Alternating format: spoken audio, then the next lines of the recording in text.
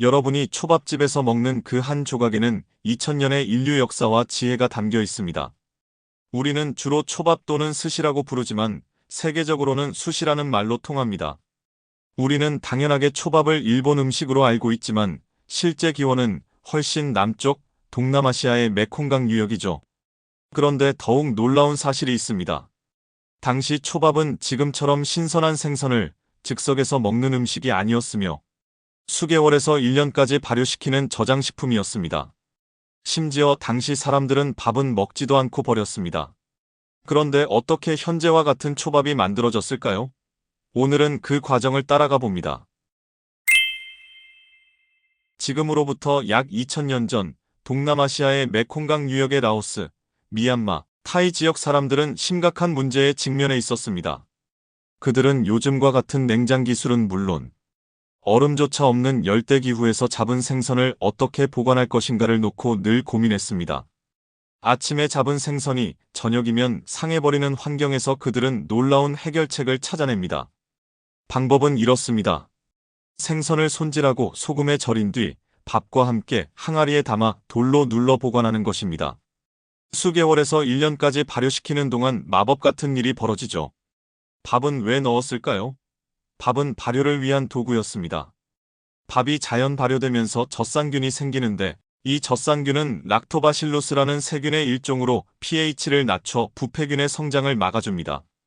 밥은 발효 과정에서 탄수화물이 소모되어 거의 녹아버리고 생선만 먹을 수 있는 상태가 되는 것이죠. 냉장 기술이 없던 시대에 생선을 1년간 보관할 수 있었다는 것은 놀라운 생존 기술이었습니다. 김치가 한국의 긴 겨울을 나기 위한 발효 기술이었던 것처럼 초밥은 동남아시아 사람들의 생존을 위한 발효 기술이자 지혜였던 겁니다.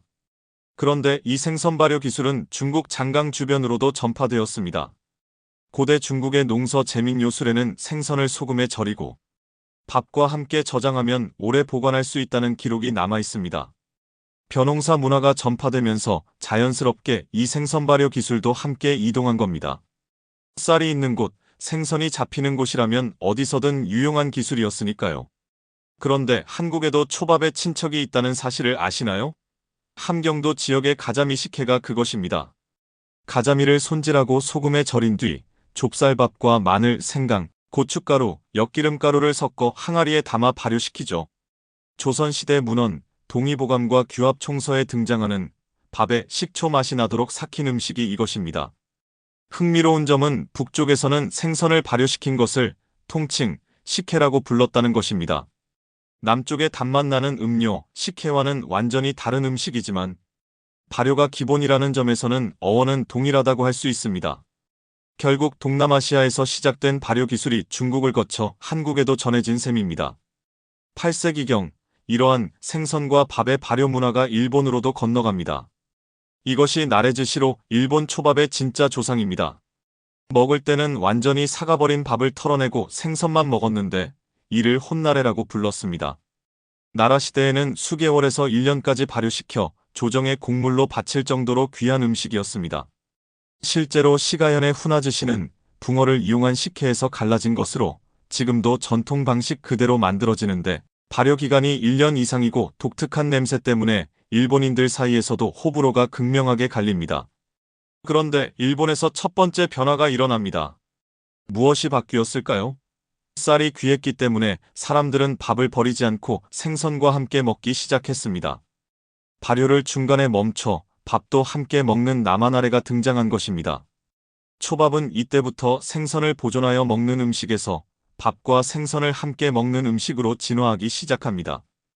현재 우리가 사용하는 스시라는 말은 스와 메시라는 단어의 결합입니다. 번역하면 식초와 밥을 의미합니다. 스시는 샤리라고도 불리는 약간 달콤한 식초밥에 해산물, 계란 또는 채소 등 조리되었거나 날 것으로 네타, 즉 토핑을 올려 즐기는 요리를 뜻합니다. 에도시대 중기인 1600년대 후반 더 획기적인 변화가 찾아옵니다. 쌀 식초가 일반화되면서 사람들은 이런 생각을 하게 되죠. 굳이 몇 달씩 기다려야 할까? 젖산 발효로 생기는 신맛을 식초로 대체하면 즉시 먹을 수 있지 않을까? 나레즈시의 수요가 늘어나자 장기간 발효 조리법으로는 공급이 부족해졌고 일본 사람들은 식초로 처리하여 만든 하야즈시, 즉 빠른 즉석 초밥을 탄생시켰습니다. 여기서 잠깐 에도 시대의 사회적 배경을 이해할 필요가 있습니다. 막부가 교토에서 에도로 천도하면서 강제로 영주들을 에도로 불러들이는 참근교대 제도를 실시하게 됩니다. 참근교대는 에도 막부의 수장인 쇼군이 다이묘, 즉 영주에게 에도와 영지를 교대로 오가게 해 지방 권력을 통제하고 비용을 부담시켜 모반을 억제하려 한 제도입니다. 이 때문에 에도는 존인이라 불리는 상인이나 장인들로 넘쳐나게 됩니다. 그리하여 비좁은 공간에서 빠르게 이들에게 대량의 식사를 제공해야 했고, 이에 따라 야타이라는 포장마차가 등장하기에 이르렀습니다. 초밥도 당연히 이 흐름에 합류하여 요즘 표현으로 패스트푸드가 되었습니다. 그렇다면 지금 우리가 아는 초밥은 언제 나타났을까요? 19세기 초 에도, 즉 도쿄에서 드디어 탄생합니다. 노점 주인 하나야 요헤이가 식초밥 위에 신선한 생선을 얹어 즉석에서 제공하는 니기리즈시를 개발한 거죠. 바다가 가까운 에도의 지리적 이점을 활용해 신선한 생선을 빠르게 공급받을 수 있었기 때문입니다. 니기리즈시는 혁명적이었습니다. 발효도 기다림도 필요 없이 즉석에서 만들어 즉석에서 먹을 수 있었죠. 빠르고 값이 쌌기 때문에 에도 사람들에게 폭발적 인기를 끌었습니다. 당시 니기리즈시는 고급 레스토랑 음식이 아니고 길거리 노점 음식이었습니다. 지금으로 치면 길거리 햄버거 같은 패스트푸드였던 겁니다. 에도 근처 도쿄만에서 잡은 해산물을 사용한 초밥은 에도마에즈시로 알려지며 명성을 얻었습니다. 신선한 생선, 식초로 간한 밥, 와사비로 비린내를 제거한 간단한 조합은 완벽했습니다. 흥미로운 점은 초창기 초밥이 지금보다 훨씬 컸다는 사실입니다. 주먹밥 정도의 크기였는데 한 끼 식사로 먹던 것이기 때문에 네타, 즉 위에 올리는 토핑도 매우 두껍고 밥도 많았으므로 최소 2입 크기였습니다. 밥은 소금으로만 간에 짭짤했고 신맛은 생선이 담당했죠. 에도마의 초밥은 따뜻하고 찰기가 넘치는 밥을 사용했는데 이것이 지금 한국에서 유행하는 차갑고 고들고들한 초밥과는 다른 점입니다. 한편 1923년 관동대 지진은 의외의 결과를 가져옵니다. 지진으로 도쿄의 많은 초밥 장인들이 일본 전역으로 흩어지면서 에도마의 초밥 기술이 전국으로 퍼진 겁니다. 이때부터 초밥은 일본의 대표 음식이라는 인식이 확고해졌죠. 그런데 주먹밥 정도의 크기였던 초밥이 어떻게 현재의 크기로 작아졌을까요? 첫 번째 계기는 태평양 전쟁이었습니다. 전후 식량 상황이 최악으로 치닫자 1947년 총리 가타야마 데스가 음식 영업 긴급 조치령을 내려 모든 식당의 영업을 정지시켰습니다. 그러자 초밥집 주인들은 손님에게서 쌀을 받아 초밥으로 만들어주면 식당 영업이 아닌 식품 위탁 가공업이라면서 꼼수를 부렸죠. 정부는 이를 묵인하는 대신 쌀 한 홉으로 니기리즈시 10개를 만들도록 규정하여 초밥의 크기가 작아지고 표준화되었습니다. 1958년 오사카에서 또 다른 혁신이 일어납니다. 히가시 오사카시에서 초밥집을 운영하던 시라이시 요시아키가 사상 최초의 회전 초밥을 개업한 거죠. 그는 아사히 맥주 공장의 컨베이어 벨트를 보고 영감을 얻었지만 기술자에게 거절당하자 5년간 직접 연구하여 초밥집의 가장 이상적인 컨베이어의 크기인 모양, 속도, 방향을 찾아냈습니다. 컨베이어 벨트 위를 초밥이 돌아다니는 시스템은 가격을 낮추고 접근성을 높였습니다. 누구나 부담 없이 초밥을 즐길 수 있게 된 겁니다. 2차 세계대전 이후 일본의 고도 성장기를 거치며 초밥은 국경을 넘기 시작합니다. 1970년대 미국 로스앤젤레스와 뉴욕의 일본 식당들이 문을 열었고 초밥은 건강식, 세련된 음식으로 인식되었죠. 할리우드 스타들이 초밥집을 찾으면서 스시 열풍이 불었습니다. 로버트 드니로, 마돈나 같은 유명인들이 초밥을 먹는 모습이 언론에 나오면서 초밥은 순식간에 트렌디한 음식이 되었습니다. 하지만 초반에는 문제가 있었습니다. 어떤 문제였을까요? 서양인들은 날 생선과 김의 검은색, 바다 냄새의 거부감을 느꼈던 겁니다.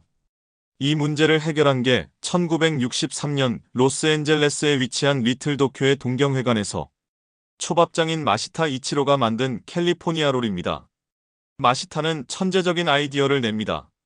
일본 홋카이도와 오호츠크해의 차가운 바다에서 잡히는 대형 붉은 왕개인 타라바게 다리살에 아보카도와 마요네즈를 넣고 가장 중요하게는 김을 안쪽에 감춰 검은색이 보이지 않게 만들었죠. 캘리포니아 롤은 대성공을 거두었고 1980년대까지 미국 전역으로 퍼져 세계적으로 알려졌습니다. 초밥은 이제 일본의 음식을 넘어 세계인의 창의적인 요리 플랫폼이 되었죠. 각 나라가 자기들만의 초밥을 만들기 시작한 겁니다. 현재 초밥은 전 세계에서 독창적으로 진화하고 있습니다. 불초밥과 치즈 초밥에 이어 멕시코의 타코스시와 할라피뇨 롤, 유럽의 트러플 초밥과 푸아그라 초밥, 브라질의 템푸라 롤, 중동의 할랄 초밥 등이 그것이죠. 페루에서는 일본 이민자들이 만든 니케이, 즉 일본계 요리의 하나로 세비체와 초밥을 결합한 독특한 퓨전 초밥이 탄생하기도 했습니다. 그렇다면 초밥이 세계적으로 성공한 이유는 무엇일까요? 세 가지를 꼽을 수 있습니다. 첫째는 밥과 생선, 그리고 식초라는 단순한 재료의 조합이고, 둘째는 기름에 튀기거나 굽지 않아 영양소 파괴가 적은 건강한 요리 방식이고, 셋째로는 다양한 모양과 색감 그리고 배치를 통하여 눈을 즐겁게 한다는 점입니다. 이 세 요소가 현대인이 추구하는 미니멀리즘, 헬시푸드, 비주얼 트렌드에 정확히 부합했습니다.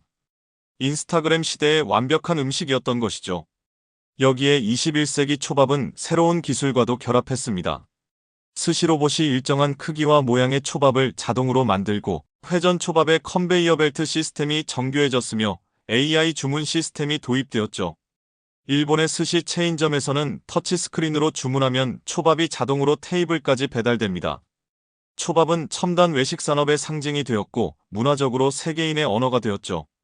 뉴욕에서는 비즈니스 런치의 상징이고, 파리에서는 패션 푸드이며, 서울에서는 감성 미식이고, 도쿄에서는 장인 정신의 표현입니다. 이렇게 현재 우리가 즐기는 초밥은 동남아시아 메콩강 유역의 발효 기술이 중국, 한국 그리고 일본으로 전해지고, 여기에 최종적으로 일본 에도 시대의 패스트푸드 혁신이 결합된 결과입니다. 초밥은 생존을 위한 발효 기술이자 벼농사와 함께 이동한 문화의 전파이며, 일본에서 꼽힌 창의적 혁신이자 각국에서 재해석된 세계화의 결과물인 것이죠. 초밥의 역사가 전하는 메시지는 명확합니다. 음식에는 국경이 없으며 문화는 고립되지 않고 서로 영향을 주고받으며 진화한다는 것이죠. 동남아시아의 발효에서 시작된 초밥이 전 세계 미식가의 입맛을 사로잡으면서 살아남은 이유는 전통을 품으면서도 시간을 절약하기 위해 끊임없이 변화하고 적응하였기 때문입니다. 2000년 전 메콩강 유역에서 생선을 보관하기 위해 밥과 함께 항아리에 담았던 사람들은 자신들의 그 방법이 훗날 세계를 정복할 것이라고 상상이나 했을까요? 1820년대 에도의 노점상 하나야 요헤이는 자신이 만든 즉석 초밥이 150년 후 할리우드 스타들의 음식이 될 것이라고 꿈에라도 생각했을까요? 한 사람의 작은 아이디어는 시간과 공간을 넘어 전파되고 변형되며 진화하였습니다. 초밥 한 조각 안에 메콩강 어부의 지혜, 중국 농부의 저장 기술, 한국 함경도의 식혜 레시피, 일본 장인의 혁신 정신, 미국 셰프의 창의성이 모두 담겨 있다는 것을 생각해보면 초밥은 일본 음식이면서 동시에 인류 공동의 유산입니다. 오늘은 초밥의 기원과 발전 과정에 대하여 알아봤습니다. 시청해주셔서 감사합니다. 구독과 좋아요, 알림 설정해주시면 큰 힘이 됩니다.